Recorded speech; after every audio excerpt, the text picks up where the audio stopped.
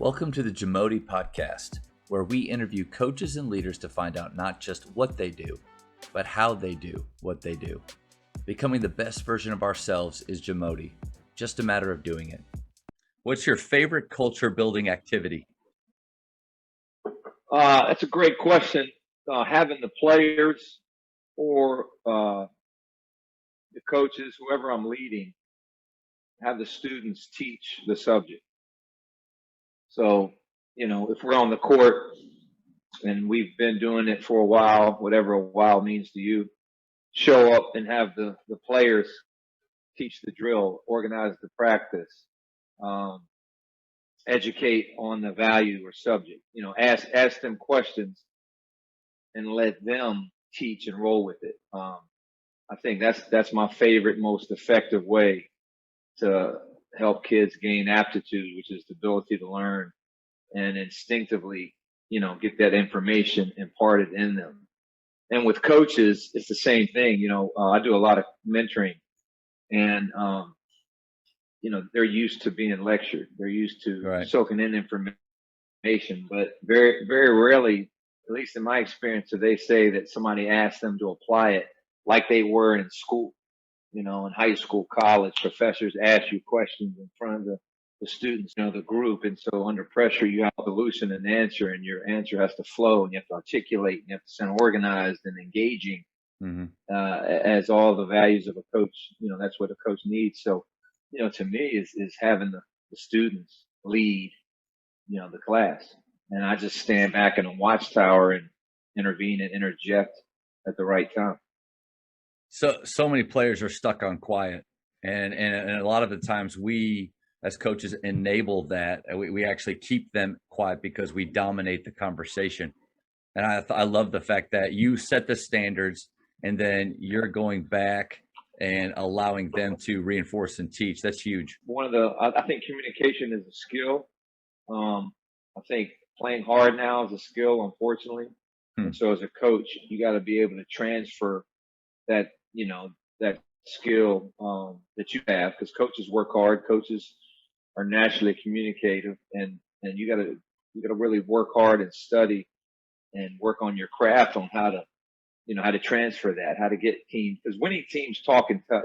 Every great program I've been around, NBA, NCAA, WNBA, the great ones, their mouth and their tongue are enforcers.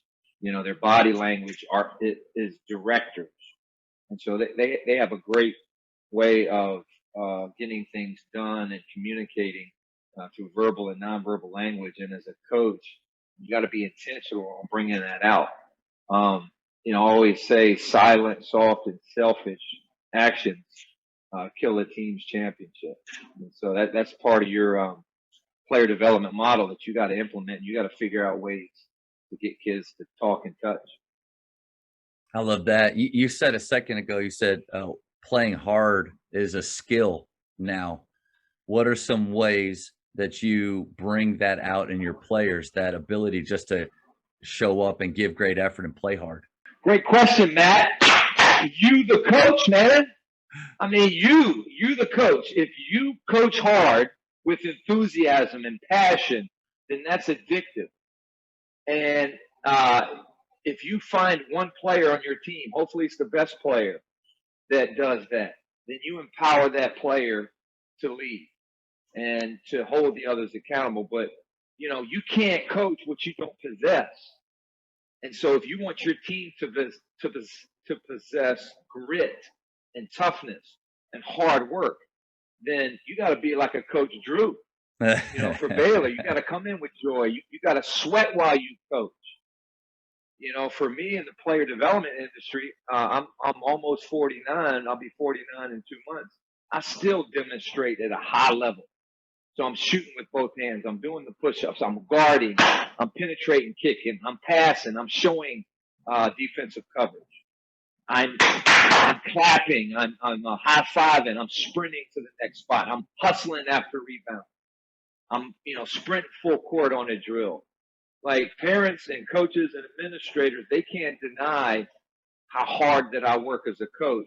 So for me, I've never really had a problem with a continual lack of effort. Sure, I've had players come in and they didn't really understand what hard work was or what my standard was, and eventually they got it because number one, I possessed it, therefore I could teach it.